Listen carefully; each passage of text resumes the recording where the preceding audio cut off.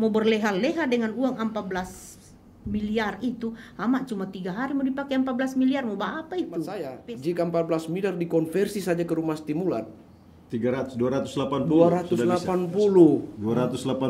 sudah bisa terbangun. 280 rumah bisa terbangun. Berapa jiwa terselamatkan. Kami ini Pak masih hidup, bukan mati. Tapi kenyataannya kami ini mati, Pak.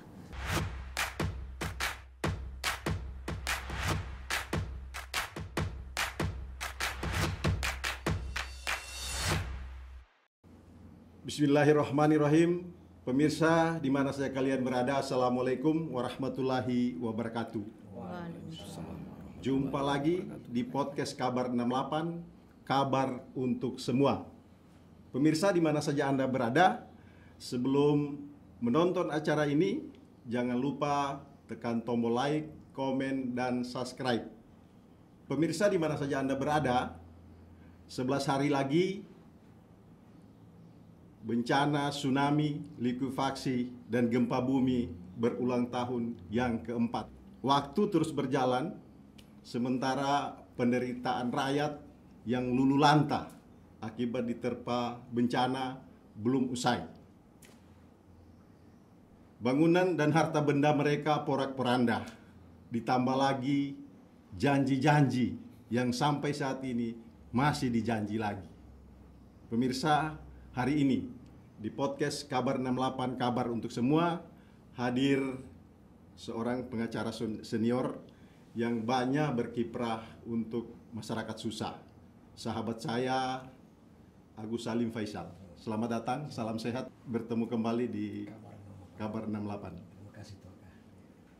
Kemudian ada Ibu Sritini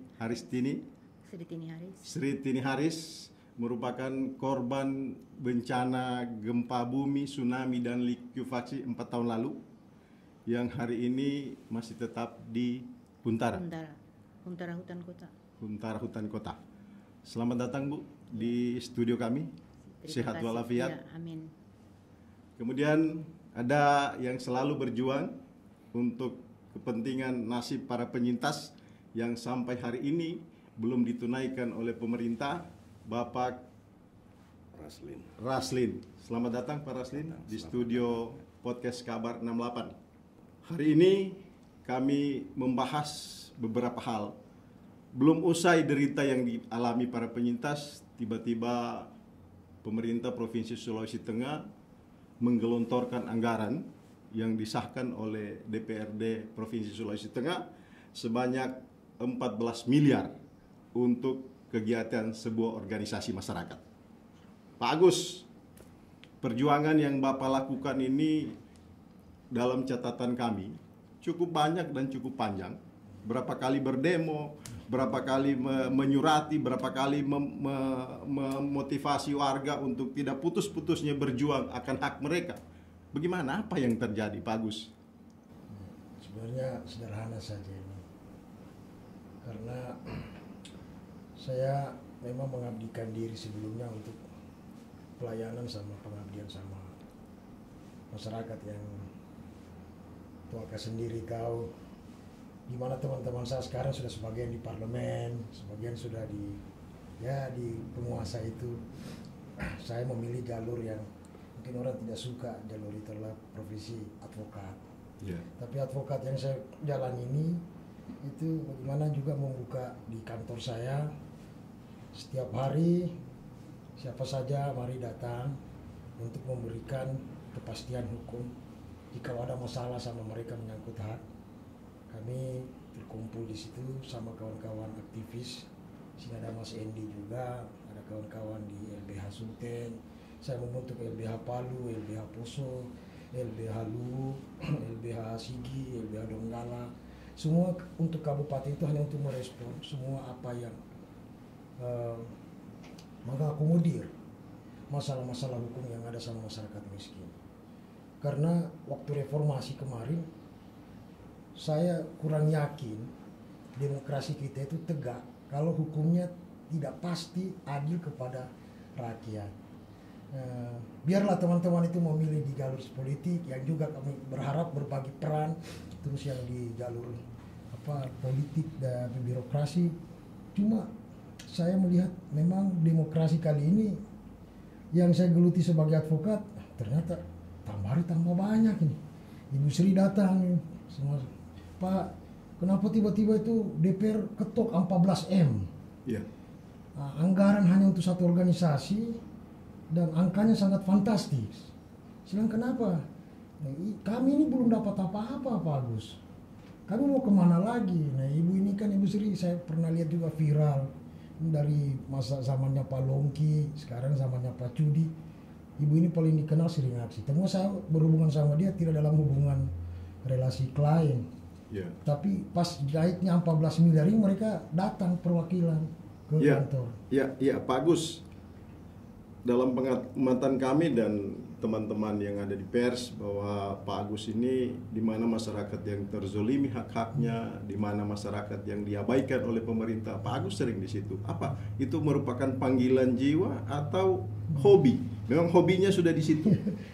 Ya, jadi serba salah saya ini. Kalau dibilang hobi, Tuaka lebih tahu. Ya, Kita ya. masih dulu di pers saja, pers sama-sama. mahasiswa menyuarakan itu. Mungkin panggilan nurani lebih kepada ke situ. Cuma saya banyak keterbatasan, saya tahu. Dengan kejadian kemarin saya buat statement, ya kawan sejawat juga banyak kritik saya. Ya. Ya sampai pada hal yang teknis, ini wilayah peradilannya mana? Ya. Nah, kok bicara pelanggaran HAM, kok orang, ya kan permainan orang politik di DPR, penguasa eksekutif ajukan, kok masa enggak dijaga hati-hati, padahal di tengah-tengah orang pada susah. Iya, seperti iya, itu. Pak Agus, memang ketika orang berjuang secara tulus untuk kepentingan orang banyak, jelas Iya. banyak tantangan, dan ketika kita bersuara lantang, pasti banyak orang yang merasa Betul. tersinggung Iya, betul. atau kedudukannya merasa Iya. tidak nyaman. Kita pahami itu. Ketika seorang anak manusia melakukan perjuangan secara tulus, tanpa tendensi misalnya selain untuk kepentingan masyarakat susah, masyarakat bawah, jelas akan banyak yang merasa terutak-atik. Ya, begitu. Kemudian Ibu Sri 4 tahun ya. 4 tahun bukanlah bukan perjalanan waktu yang pendek. Gitu. Iya. Ketika Ibu Sri nginap di Huntara itu kan pada awalnya itu kan cuma untuk 2 tahun. Iya. Setelah itu harus menetap di hunian tetap. Iya. Bagaimana pengalaman dan itu- kejadian yang Ibu alami? Itu begini Pak, kan kami itu kurang lebih 1 tahun di tenda. Iya. Habis itu di Gedung Koni, mungkin Bapak tahu itu di Gedung Koni di depannya radar. Iya. 1 tahun kami di situ, masih ada baik sedikit kita tinggal di tenda. Iya. Karena pada waktu kami tinggal di tenda, kami tidak berbayar air, tidak berbayar listrik. Ini sekarang mulai listrik kita bayar, listrik dapur, listrik yang dipakai sendiri, air. Belum lagi listrik ini Bu, ada rencana mau kenaikan lagi nih yang untuk 400. Sudah mau dihapuskan yang 450 ini. 450. Jadi kita apa pusing. Jadi penderitaan itu Karena berarti begini Pak ya, kami ini kan sudah murat-marit. Iya. Itu Pak keluar dari dalam gelombang tsunami itu sangat tidak enak. Cuma untung namanya kita anak-anak talise, Ya. pintar berenang. Kalau tidak pintar berenang itu pasti tenggelam batu. Jadi rumah batu. apa semua? Habis biar pondasinya tak cabut. Bukan cuma main-main pandasi tak Ya, cabut. memang gempa waktu itu Jadi sangat dahsyat. itu Pak harapan saya ke depannya, coba tolong ini pemerintah buka sedikit mata. Bagaimana ceritanya kamu ini bersenang-senang, kita orang ini lapar Pak. Terus terang saya kasih tahu lapar. Ini saja Pak, terus terang saya kasih tahu di sini, saya tidak malu-malu, saya tidak mengada-ngada. Boleh Bapak pergi periksa di rumah saya biar beras 1 butir tidak ada. Jadi saya punya cucu kurang Mbak SMS terus, Oma di mana? Pulang cepat. Saya sudah tahu mau bilang apa. Jadi itu pas saya punya mau ketimbang ini pemerintah mau berleha-leha dengan uang 14 miliar itu, amat cuma 3 hari mau dipakai 14 miliar, mau apa itu? Pesta apa itu? Ya. Kasih Kak. Kemudian hak-haknya selama kami ini apa yang dijanjikan oleh pemerintah, baik kota maupun 100 provinsi? hari. Sabar Tante ya, sabar. 3 bulan. Pokoknya 3 bulan nanti saya duduk di atas, air matanya kumiu saya hapus. Mana itu air mata dihapus? Malah kering sendiri. So tidak tahu lagi taruh mana air mata, mana keringat. Luar biasa Karena ini penderitaan. Pak, kami ini keluar dari tsunami, diperhadapkan lagi dengan corona. Covid. Hah? Jadi itu coba pikir-pikir dengan kita yang sudah murat-marit tidak jelas apa kita kerja ini. Saya itu Pak hampir tiap pagi itu pergi di Radar Sulteng, Bapak kumpul plastik. Yang pekerjaan bukan yang saya kerjakan itu. Saya ini tukang jahit. Tapi apa yang saya mau jahit Pak? Apa yang saya mau jahit? Mesin jahit tidak ada, segala-gala tidak ada. Sekarang itu Huntara itu Pak sudah rusak, lantainya itu sudah jebol. Pikir saja lantai triples 3 tahun dipakai, bagaimana itu kira-kira? Iya. Lain itu kamar mandi so tasumbat kiri, tasumbat kanan. Pokoknya semrawut. Kalau Bapak tidak yakin lagi, boleh Bapak jalan-jalan di Huntara hutan kota. Silakan jalan-jalan. Saya punya rumah tepat di belakang musola. Iya, betul itu Ibu Sri. Karena di lain tempat pemilik tanah sudah marah. Banyak teman-teman, saudara-saudara kita yang sudah harus diusir paksa. Karena perjanjian pembuatan Huntara itu hanya untuk 2 tahun. Hanya untuk 2 tahun, ini kan sudah bertahun-tahun. Ya, ini sudah bertahun-tahun. Jadi dibilang lagi untuk kita ini, Pak, katanya mau dibangunkan huntap. Mana itu huntap? Alasan tanah bermasalah. Ini Pak, kita ini kalau yang di Jalan Komodo itu tidak terlalu banyak manusianya. Kenapa tidak Bapak? Dibikin saja itu kapling jo, kalau tidak ada lagi itu uang, kamu sudah makan bagi-bagi itu uang. Kapling jo itu tanah di seputaran hutan kota itu. Nanti kita orang bangun sendiri. Kita juga tahu malu mau tinggal di pondok-pondok. Dan juga saya ini sekarang Pak, saya tidak tinggal di dalam Huntara, bikin pondok-pondok karena saya punya lantai sudah patah. Saya punya cucu banyak, mau lari ke sana lari kemarin. Bagaimana dengan tetangga di sebelah? Tentu ribut. Pasti kita bentrok. Tidak boleh tidak. Jadi itu harapan saya ke depannya macam pemerintah. Coba kami ini dikasih kita ini dana untuk apa yang kita mau usahakan. Bikinlah misalnya, taruhlah misalnya kita dikasih utang 5 juta satu orang, nanti kamu bayar cicil. Mungkin saja bisa seperti itu, tapi ini sampai sekarang tidak ada. Tidak ada sama sekali. Jadi itu, ini pemerintah ini, kami ini Pak masih hidup, bukan mati. Tapi kenyataannya kami ini mati Pak. Dia anggap sudah mati kita ini, tidak dia bilang hidup kita ini. Yang parahnya lagi, sudah 9 orang kami di Huntara itu meninggal dunia. Ada yang bunuh diri, minum racun. Kenapa itu? Stres. Dan yang lebih soy lagi, dia punya parah Pak. Teman-temannya kita itu kalau meninggal, tidak ada uang beli kafan Pak. Saya mondar mandir ke sana kemari, ke situ ke sana. Bapak ajak uangnya, minta kamu punya uang leh. Mau apa ibu? Ibu meminta uang. Ibu ini masih kuat sama mau beli kain kafan saya ini. Bantu dulu saya. Itu kan tidak masuk di akal. Kemana pemerintah? Kemana pemerintah? Harusnya dia tahu masyarakatnya ini apa, bikin apa kamu di sini. Lihat kita orang ini, lihat. Bayangkan itu Pak mau beli kain kafan di baku minta akan, kira-kira bagaimana itu jalan ceritanya itu. Jadi itu ke depannya saya harap Pak, lihat kami ini. Saya mudah-mudahan ini bahasa saya ini viral di mana-mana. Karena itu Pak, terlanjur susah kita ini Pak. Kita orang itu kalau sudah makan siang, kita orang tidak berpikir lagi mau makan malam. Karena kalau sudah mau makan malam, besok apa lagi? Apalagi yang harus dimakan? Apalagi yang kita orang harus makan. Sementara kita punya kerja Pak pemungut sampah. Kalau Bapak tidak yakin lagi dengan saya punya bahasa, bisa Bapak pilih di pondok-pondok saya itu. Penuh dengan botol-botol plastik. Bisa Bapak, nah plastik berapa harganya? Itu plastik Pak, yang Bapak gini ini Pak 500 rupiah 1 kilo. Nah berapa puluh biji ini baru 1 kilo. Jadi itu pas, jadi saya juga bingung ini pemerintah bagaimana? Ada hati nurani atau sudah mati kamu punya hati nurani ini? Saya belak-belakan ini Pak bicara. Kalau orang masih punya hati nurani, dia lihat ini masyarakat ini.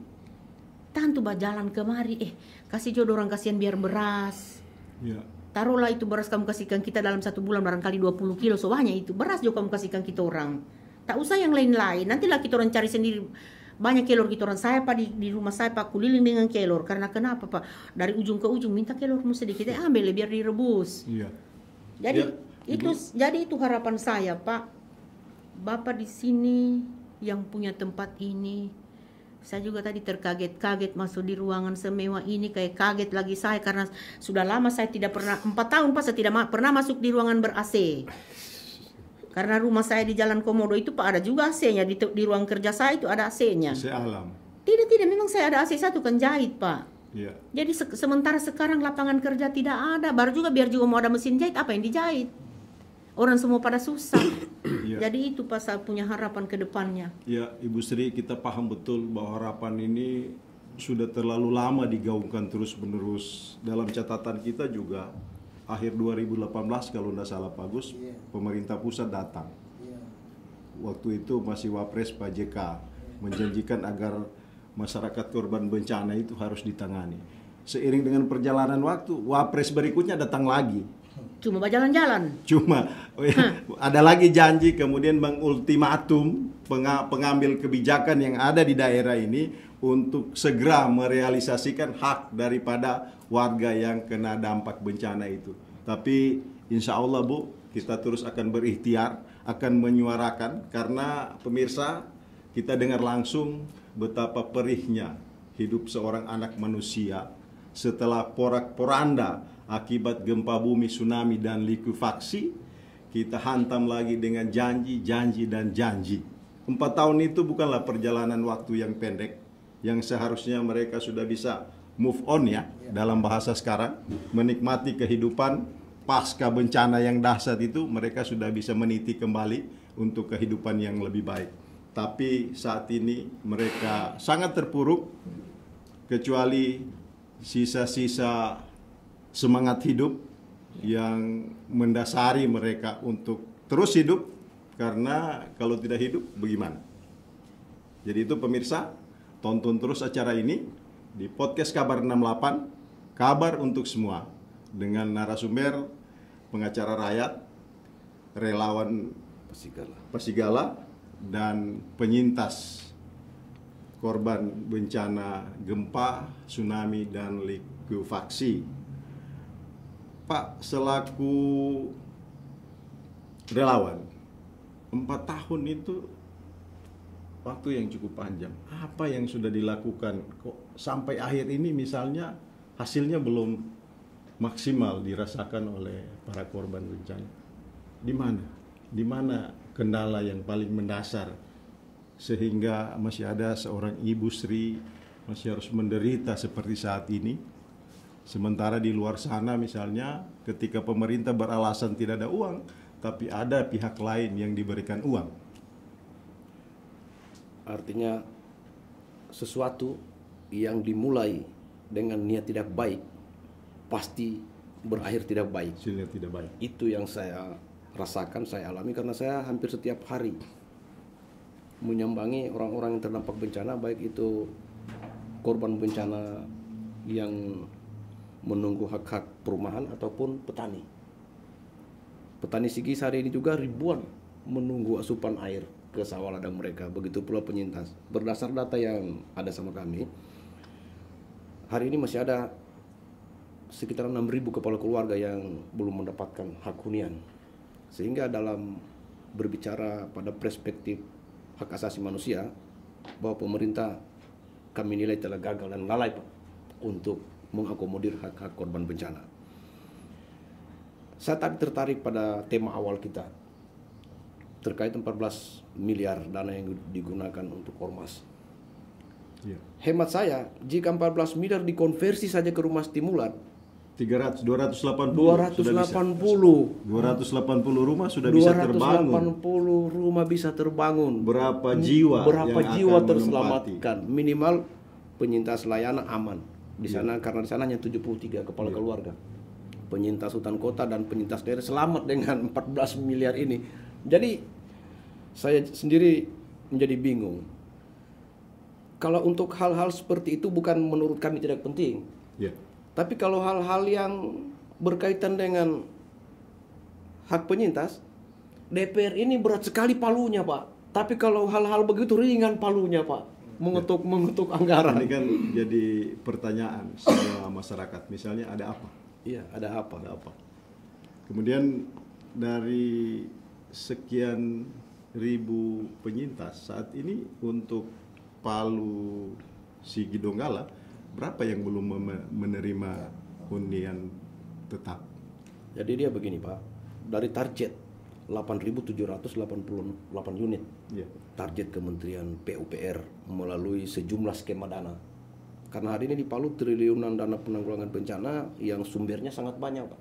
Entah itu dari Japan International Corporation Agency, JICA, ada Asian Development Bank, ADB, ada lagi CSR RP, Central Sulawesi Rehabilitasi dan Rekonstruksi Project, ada CSR EAER. Banyak Pak. Totalnya sekitar 14 sumber pendanaan telah dialokasikan untuk merehabilitasi dan merekonstruksi Palu saat ini. Tapi realisasinya yang dihadapi kayak Ibu Sri ini kan sangat memprihatinkan. iya, artinya begini, beberapa juga perkembangan yang sedikit signifikan, namun uang-uang besar ini Pak, mereka hanya prioritaskan bangun jalan, jembatan, gedung. Hak-hak penyintas yang seharusnya menjadi prioritas mereka abaikan. Kemudian beberapa kendala-kendala yang menurut kami, kendala ini sebenarnya Pak, kendala sederhana, hanya mereka dibuat bagaimana serumit mungkin Sehingga tidak bisa terlaksana. Saya ada satu contoh Pak. Untuk penanganan lelang Huntap 712 unit baru-baru dikerjakan Pak, itu butuh waktu setahun lelangnya. Jadi bagaimana dugaan konspirasi di wilayah ini Pak? Sehingga persoalan sepele yang sebenarnya bisa diselesaikan dalam waktu sesingkat mungkin. Iya. Apalagi kepentingan penyintas. Penyintas bisa memakan waktu sampai setahun. Jadi saya follow Pak. Juni 2021 lelang. Dalam perjalanannya Pak 3 kali terjadi pembatalan lelang. Dalam tanda petik mungkin ada seseorang yang telah dikondisikan. Begitu. Karena ini bukan rahasia umum lagi Pak di sektor pengadaan barang dan jasa. Dan itu fatal itu Pak. Namun setelah saya lakukan pengamatan, saya follow, saya telusuri, saya teliti berapa biaya, waktu, tenaga, pikiran saya terkuras untuk satu lelang Huntap. 3 kali saya pimpin aksi besar Pak. Itu pakai duit saya Pak. Luar biasa untuk memperjuangkan hak-hak penyintas ya. 3 kali RDPU, rapat dengar pendapat umum di DPR, untuk bagaimana upaya pemerintah melalui lembaga legislatif untuk segera menuntaskan hak-hak penyintas. Tidak sampai di situ Pak. Bolak-balik saya Jakarta Pak, hanya untuk menanyakan proses lelang itu Pak. Karena kenapa? Saya sering menjadi tumpuan dan aduan mereka-mereka yang tertindas ini Pak. Pak Raslin, kami risi renja beri mamurang Pak. Nari amo lah do parianu Pak. Pak, kami risi balaya beri mamurang Pak. Kami rienu macam-macam dan segala penjuru. Namun tetap saya kasih harapan, saya kasih optimis, saya sampaikan bahwa fungsi dan kapasitas saya hanya sebagai relawan. Saya hanya bisa teriaki dan suarakan hak-hak kalian, namun saya tidak bisa mengeksekusi. Saya sampaikan begitu. Jadi begini, saya memiliki sejumlah hal-hal yang menarik.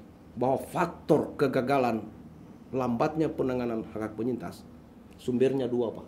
Ya. Pertama dari Kementerian PUPR dan kedua BUMN. Ini Pak, ini dalam harus digarisbawahi dan saya belak-belakan. Seharusnya berdasar peraturan gubernur nomor 10 tahun 2019, dalam kurun waktu 2,5 tahun, total realisasi 8.788 unit hunian tetap tersebut sudah harus diselesaikan.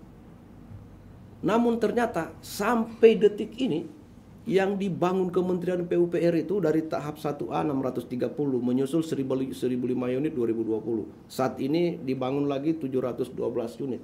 Baru sekitar 2.300 sekian Pak dari target 8.788. Ya, Pak Raslin, itu pun masih banyak persoalan yang meskipun yang terbangun baru 2.000 sekian, itu pun fasilitas umumnya seperti yang sering dilaporkan media itu banyak tidak betul. Banyak. Misalnya airnya, sepitengnya, kamar mandi MCK-nya itu tidak terbangun dengan baik.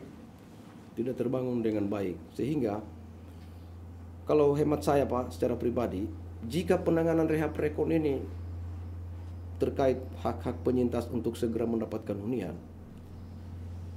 jika melibatkan kontraktor lokal Pak, sudah lama selesai ini pekerjaan.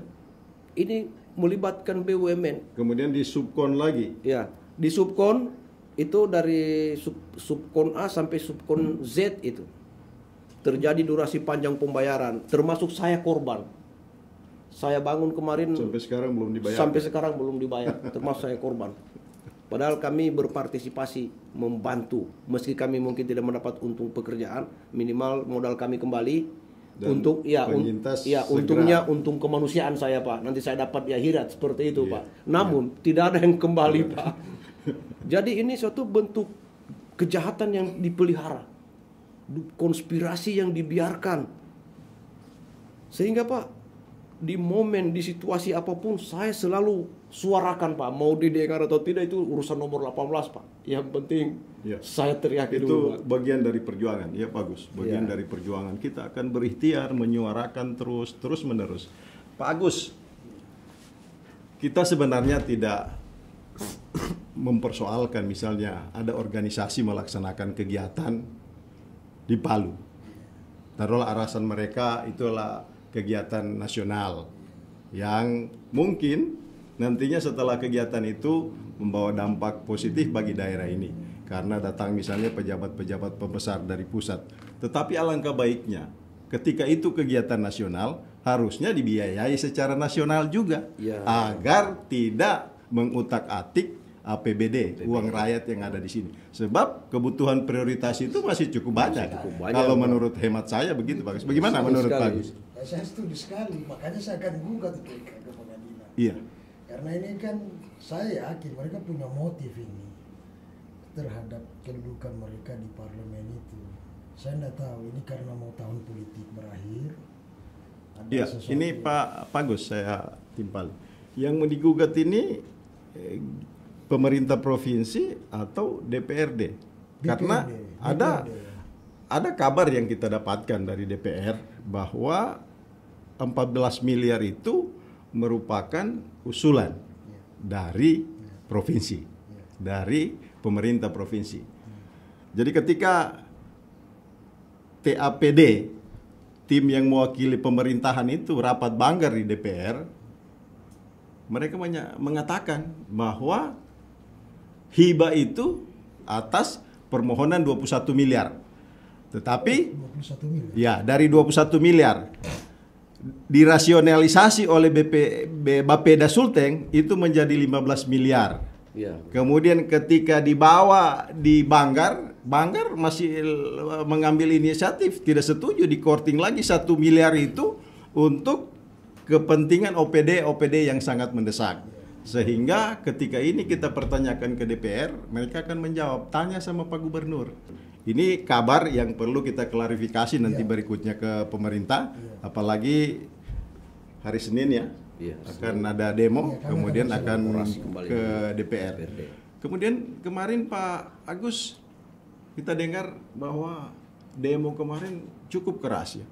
Saya dengar misalnya ada narasi bahwa ketika DPR memutuskan hibah sebesar 14 miliar itu, bahwa teman-teman di DPR itu tidak bernurani dan tidak berpihak kepada rakyat.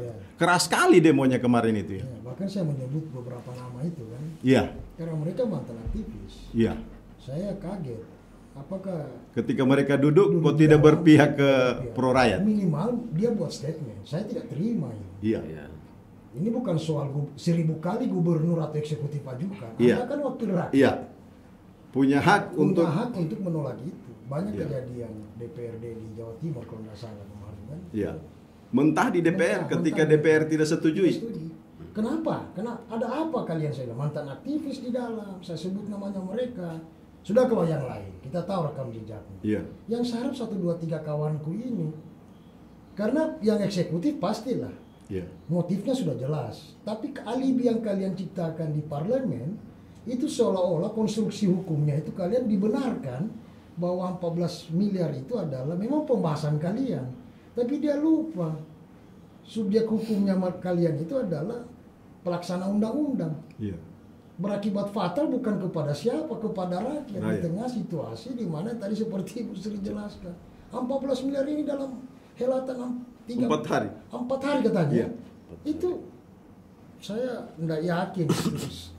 Dan Kan kita juga biasa berorganisasi. Kan biasa kita ke sana itu kita tanggung sendiri.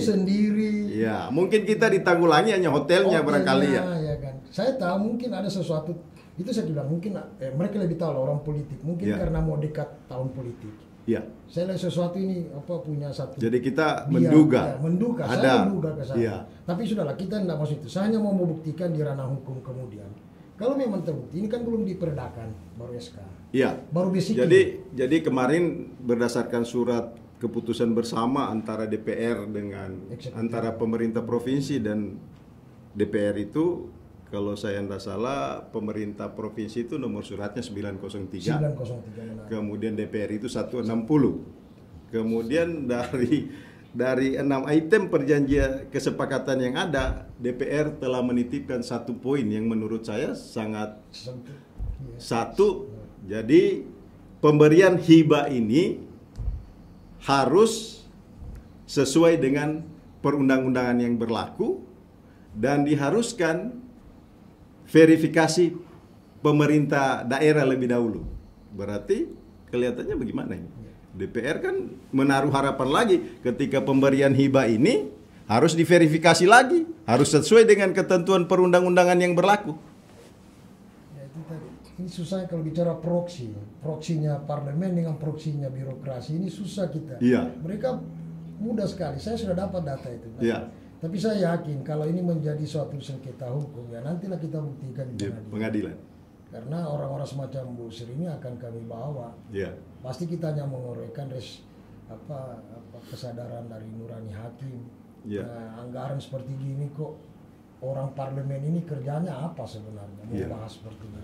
Saya lebih kepada objek ini. Objek dia sebagai melekat sama dia anggota DPR. Yang punya kewenangan Masih untuk banyak, menolak. iya, masih Iya. banyak perda-perda RU yang harus kalian bahas. Iya. Terutama soal pembebasan lahan, soal Teluk Palu. Ini kan wilayah administrasi yang sangat. Terus kemudian banyaklah soal kasus terakhir soal tumpang tindih wilayah kelola adatnya orang Poboya dengan CPN yang datang ke kantor saya, Iya. lembaga adatnya banyak sekali. Kalau saya mau buka satu persatu, klien saya yang di Luk, di perusahaan PT Plasma di Batui ditangkap. Iya. Saya sudah kemana-mana. Cuma masalahnya sekarang ini proksi itu. Iya. Proksinya mereka ini kan mudah mereka membuat satu judul-judul yang mana sebenarnya perangkapnya itu sebenarnya sudah ada semacam ular tangga. Iya. Itu ada sesuatu yang mereka buat. Ini seolah-olah adalah akumulasi kesepakatan. Jadi pertikaian itu diminimalisir. Dari angka juga katanya yang diajukan tidak sebesar itu awal. Sampai di dalam berubah. Iya, jadi dari informasi kemarin kan pihak redaksi Radar mengkonfirmasi Betul. ke pihak DPR. Iya. Jadi ada jawaban, silakan tanya kepada Pak Gubernur. Iya. Karena yang mengajukan itu ketika terjadi pembahasan anggaran, tim yang mewakili Pemprov dengan badan anggaran itu dijelaskan itu dari 21 yang diajukan oleh ini organisasi, kemudian dirasionalisasi oleh Bapeda Sulteng, kemudian dibawa ke Banggar yang 15 itu, kemudian oleh Banggar meminimalisir lagi jadi 14, jadi 1 miliar itu di suite ke OPD-OPD yang masih sangat membutuhkan. Kesimpulan bahasa hukum saya sederhana, Pak. Mereka orang-orang punya legalitas, Iya. yang saya katakan proksi tadi. Tapi legitimasi sama rakyat hari ini saya katakan tidak ada. Iya. Maka ruang itu saya mau bawa ke ruang Iya. peradilan. Jadi misalnya apapun alasan mereka, Iya. kan finalnya itu kan ke mereka. Mau setuju atau tidak setuju, palunya ada di sana. Palunya di sana. Iya.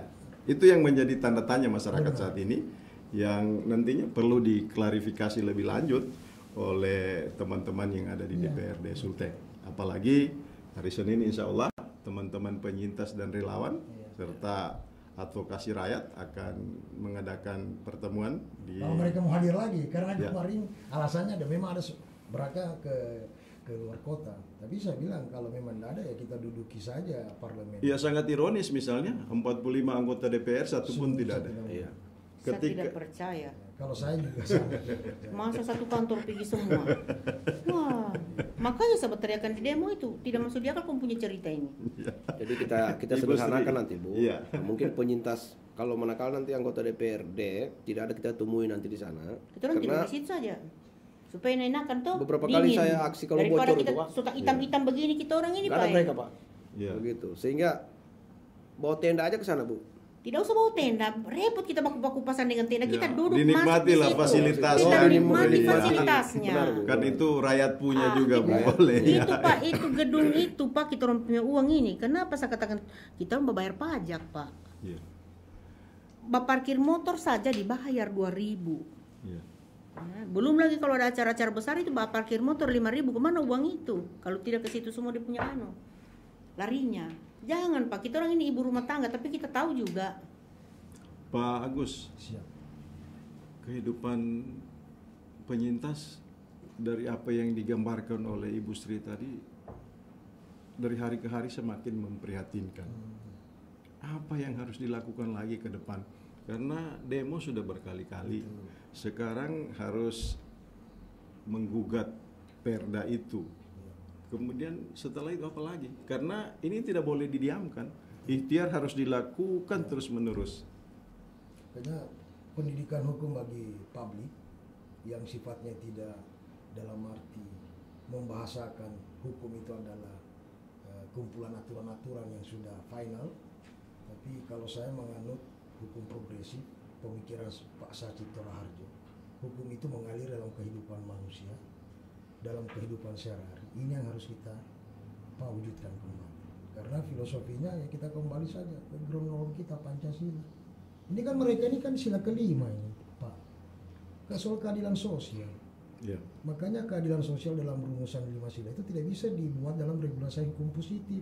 Cuma orang-orang yang pembuat undang-undang ini, DPR, terus yang menjalankan undang-undang eksekutif. Ini kan kumpulan saya bilang tadi itu, Pak. Proksi yang memang sudah legalitasnya sudah ada, tapi bukan legitimasi rakyat.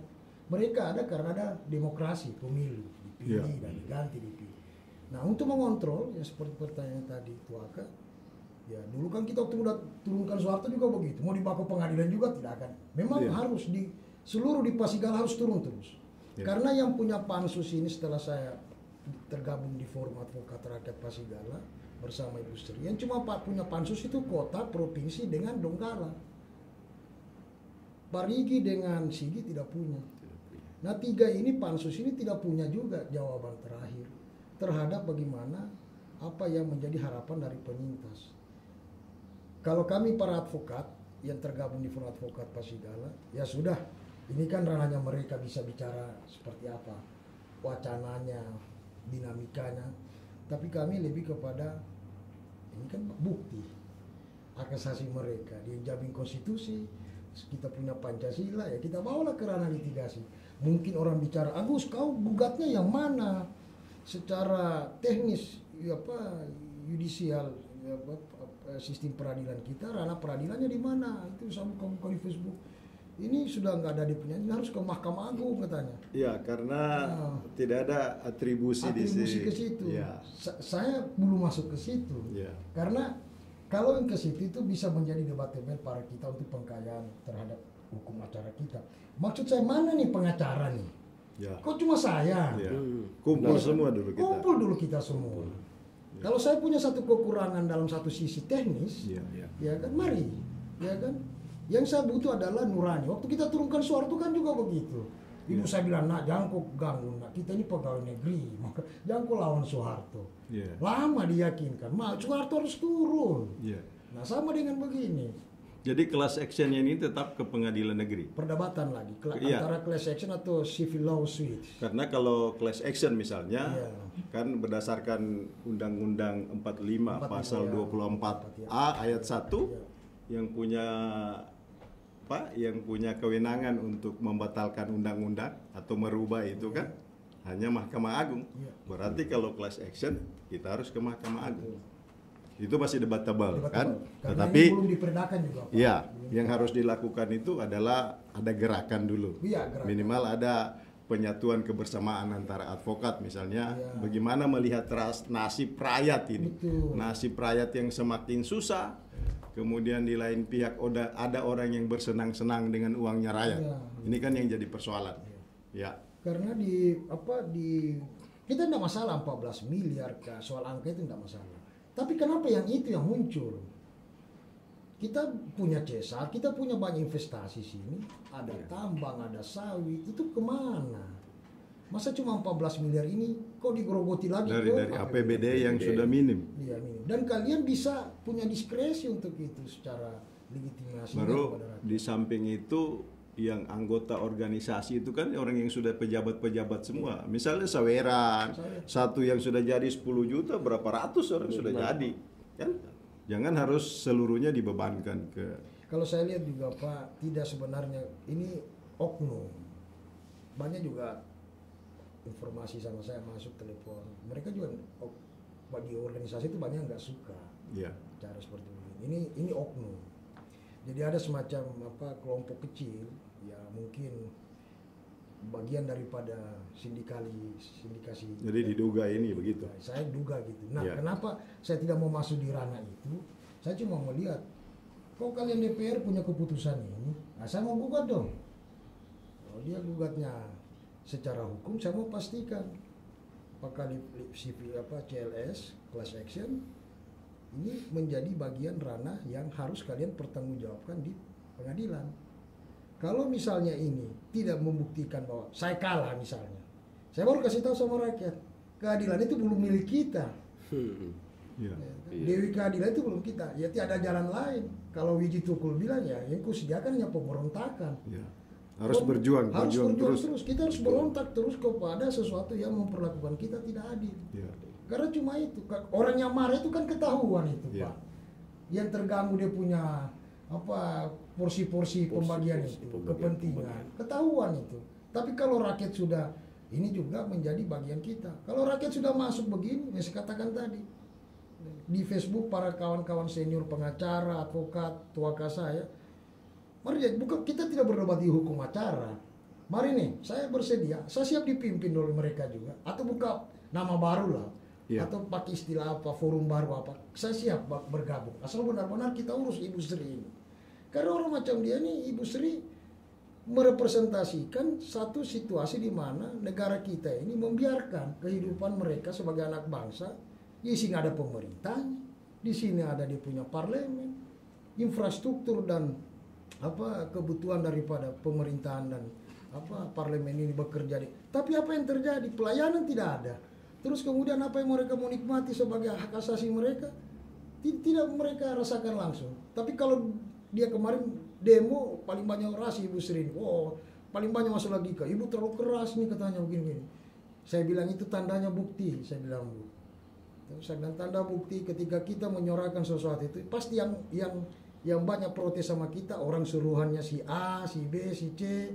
Kalau saya orangnya yang langsung ini, elitnya ini langsung datang protes sama saya. Gus, terlalu keras kau gini. Saya bilang tidak bisa tuaka.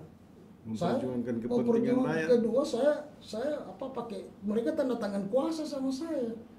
Saya tidak lagi kayak kemarin. Saya memang tahu kalau saya tidak pakai kuasa pasti bilang provokator. Agus kali mau bacarung lagi ke depan atau jadi itu semua saya hindari. Alhamdulillah mereka juga paham ya sudahlah kalau kamu jalan saya Gus. Ya, saya minimal doanya saya bilang dukung saya. Ya, bagus bahwa untuk memperjuangkan kepentingan rakyat susah. Apapun harus dilakukan. Jangan pernah berhenti. Pemirsa di mana saja kalian berada, tonton terus acara ini di podcast Kabar 68, kabar untuk semua. Jangan lupa tekan tombol like, komen, dan subscribe. Pak Relawan, apa yang harus dilakukan dalam waktu ke depan agar hak-hak penyintas yang masih tersisa, yang saat ini janji ditindih janji, harus segera terrealisasi? Karena kita lihat jeritan hati seorang Ibu Sri tadi sangat mengiris hati. Artinya begini Pak, berjuang untuk kemaslahatan orang banyak, bil khusus penyintas, ini sesuatu yang tidak boleh dihentikan.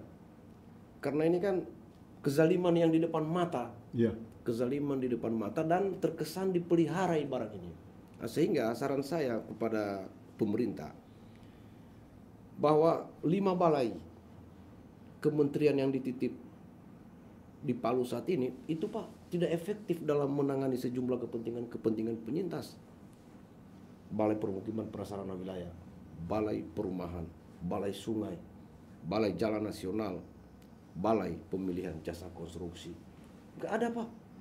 Artinya, hemat saya, jika penanganan yang berkaitan hak penyintas ini untuk disegerakan, Pak, sertakan orang-orang lokal aja. Putus ini persoalan. Termasuk kontraktornya. Kontraktor Tidak lokal. boleh lagi harus didominasi dari pusat. Iya, tidak boleh, karena begini, rata-rata proyek-proyek penanggulangan bencana di Sulawesi Tengah dikuasai, dikapling-kapling oleh BUMN dan kontraktor-kontraktor dari luar. Namun ternyata, mohon maaf Pak, ternyata mereka ini kere juga Pak, hanya bermodalkan kertas kontrak, datang di sini yang kerjain kami Pak, jadi subkon kiri kanan, subkon. banting tulang, peras keringat. Jadi mereka ambil Iya. uang, subkonnya disuruh kerja. Iya, disuruh kerja. Akhirnya- Mereka cuma mau ngopi sana, ngopi sini, enak-enak. Begitu, itu yang terjadi Pak. Nah, sehingga saya berharap kepada Bapak Basuki Hadi Mulyono dan Bapak Erick Thohir, Menteri BUMN. Ya. Kami di Sulawesi Tengah berharap Pak, jangan terlalu banyak BUMN Mengkop mengkapling dan masuk di areal-areal hak-hak yang berkaitan dengan kepentingan penyintas. Karena begini Pak, dari target yang saya sebutkan tadi 8.788, kalau kami kerjakan kontraktor lokal sudah lama selesai. Salah satu bukti, dana hibah 1,9 triliun kemarin Pak, Iya. 2019. Ribuan kami bangun. Bayarnya bagus karena dikelola langsung oleh pemerintah daerah Pak. Bayarnya bagus Pak. Tapi begitu uang triliunan ini dikelola oleh Kementerian PUPR, dia titip lagi balai-balainya di sini, hancur negeri Pak. Sejumlah proyek-proyek mereka di Palu saat ini, mangkrak sini, molor sini, masalah sini, menang lagi mereka di sini Pak. Ya, terus kenapa dibiarkan? Jadi saya kesal Pak, kesal. Sehingga saya memiliki suatu spirit atau motivasi, bahkan saya merasa perjuangan saya semakin membara tatkala ada beliau ini yang masuk di wilayah ini. Saya semakin semangat, Kakak Agus.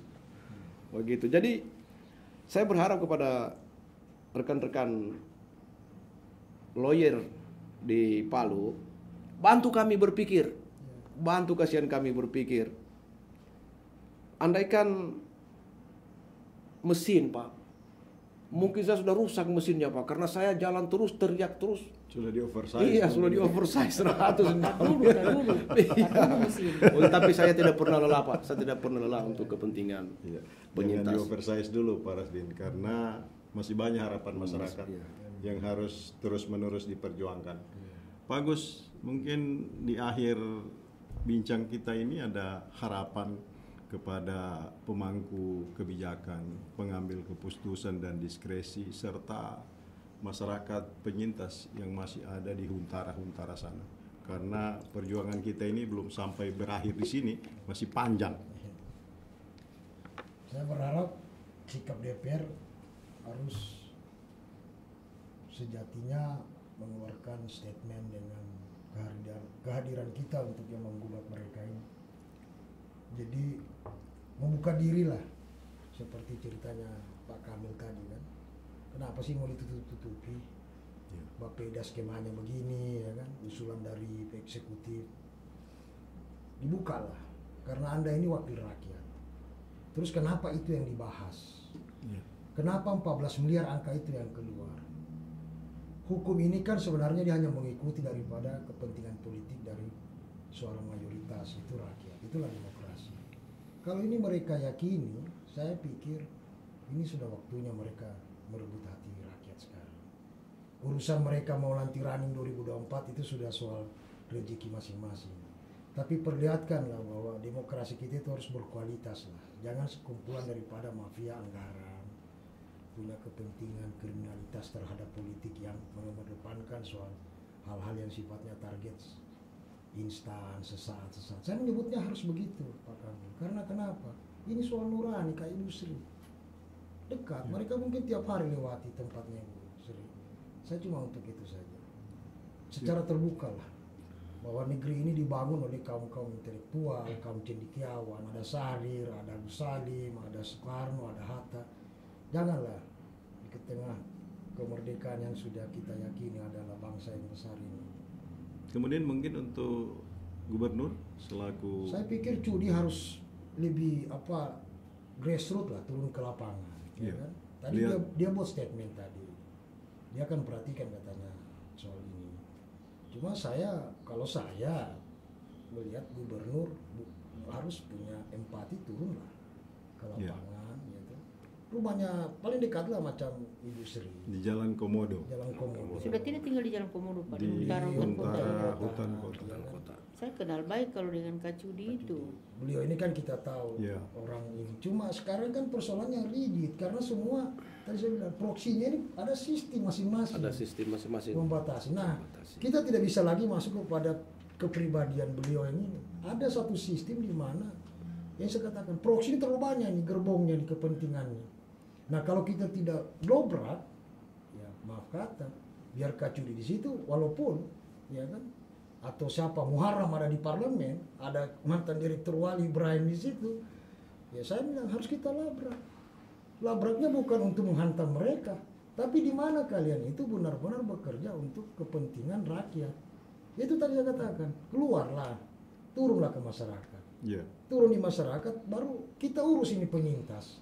Kebetulan kita tahu betul Pak Rusdi Mastur ini kan logika berpikir, tindakannya, bicaranya selalu adalah kata rakyat.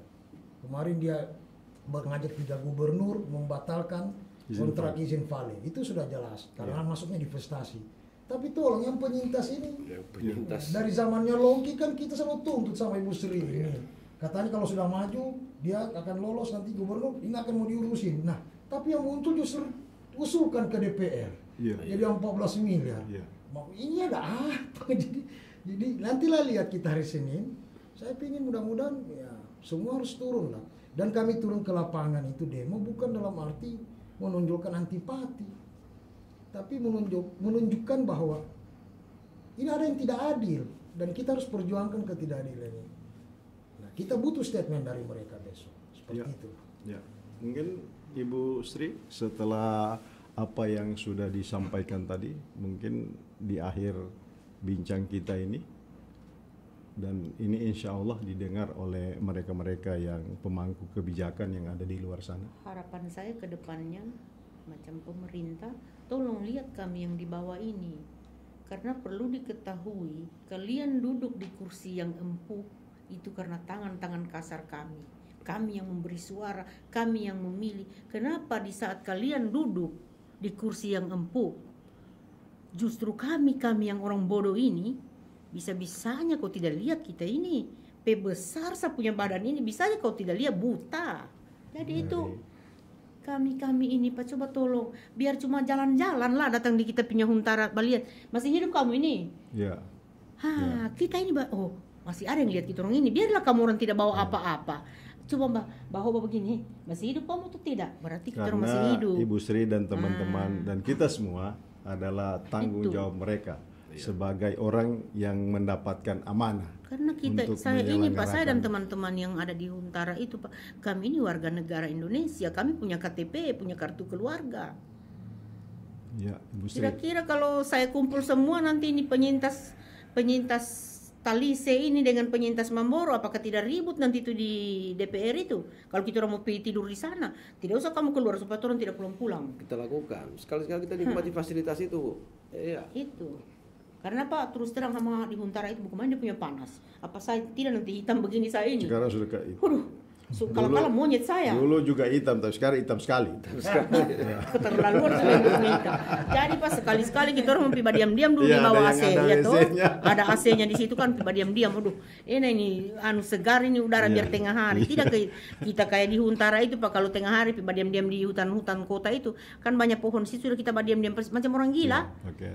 Yang Jadi- ironi, saya tambahkan yang ironi, di komplek mereka punya hunian sementara ini, Huntara ini, ada kantor PU kota di situ. Ada kantor PU. Iya. Coba ini Pak, Bertetangga, ini lagi coba saya itu. Iya. Itu kalau sudah hari Jumat, saya punya mau tidak juga kamu orang karaoke dari pagi sampai sore. Enak sekali kamu makan-makan, kamu tidak tahu orang di belakang ini lapar. Satu hari satu kali makan. Kita orang ini satu hari ini kalau makan syukur, kalau tidak diam-diam tidak ada baku minta nasi Pak kita orang itu. Ya, Pak baku Gus, tanya, sangat baku tanya, kontradiktif memang, ya. baku tanya Pak, kamu coba masak kau? Sudah, kasih dulu sedikit deh. Saya ini lapar. Betul ini pas saya tidak main-main. Boleh Bapak pergi tanya saya di sana itu kalau saya bohong saya bilang itu. Kamu enak betul kamu mau makan di situ bakar roke dari pagi sampai sore kalau hari Jumat. Kalau Bapak tidak yakin bisa berjalan-jalan di hutan kota itu kalau hari Jumat, dengar dorong punya suara. Iya. Kendati musik lari lain, suara lari lain. Oh iya, nanti Betulan, saya tidak nanti main-main. kita sampaikan ke pengambil kebijakan soal itu, karena kita tidak boleh bersenang-senang sementara ada saudara kita yang di samping yang masih sangat susah. Pemirsa, di mana saja kalian berada, tonton terus acara ini, podcast Kabar 68, kabar untuk semua. Cukup dahsyat pembahasan kita hari ini karena persoalan derita masyarakat yang sudah berlangsung selama 4 tahun sampai hari ini pun belum terselesaikan.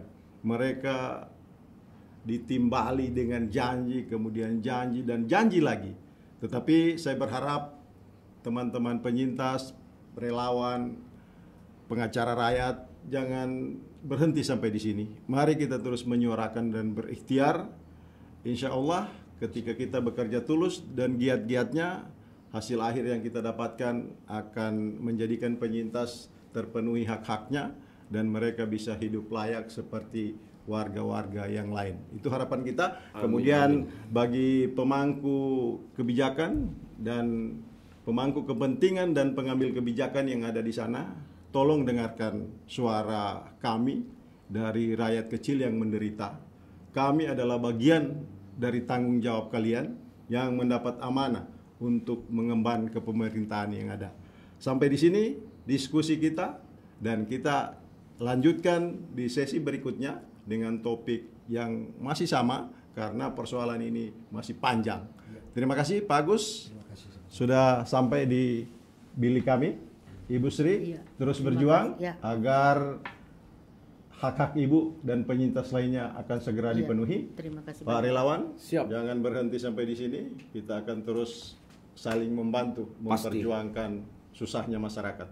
Terima kasih, sampai jumpa. Wassalamualaikum warahmatullahi wabarakatuh.